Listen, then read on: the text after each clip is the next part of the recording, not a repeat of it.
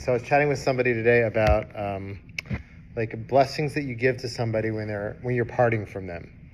And there's a proper way to give a blessing when you're parting, and there's a not proper way.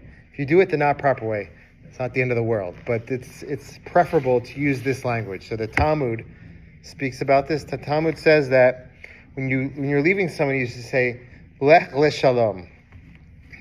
Lech leshalom. If you're parting with somebody who has died, you say lech beshalom.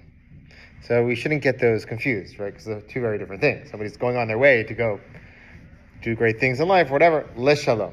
So where is this from? Like, what's the difference? So our parsha actually speaks about lech leshalom. Moshe Rabbeinu gets the prophecy from Hashem. He's supposed to save the Jewish people.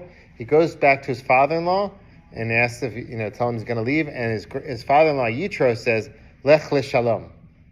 So, and what happened afterwards? The Gemara says that afterwards, Allah v'itzliach. He went up and did great things. There's a lech beshalom. Kib, you know where that is? It's with King David. So it's King David and his son, Avshalom. Avshalom, his son starts kind of the rebellion against King David. And he says, I need to go fulfill a vow of mine. And David says, lech beshalom. Eventually, Avshalom, the Gemara says, he went and was ultimately hanged. His fate was he ended up being hanged in a unique way by his long hair on a tree. Long story, but he ended up dying. So we see that lech leshalom is more blessed than lech beshalom, by far. Okay, so what's the deeper meaning behind this, though? The text says this. What's the difference between le and be? So it's on a technical level. What does le mean? What's the two?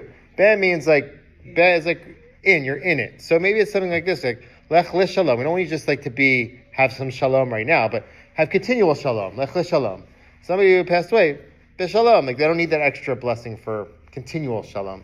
I saw a beautiful explanation by Rav Kook. He says something different. He says that when you're blessing somebody who's alive, you want their destination to be peace, but you're not promising them that the whole path there is going to be peaceful.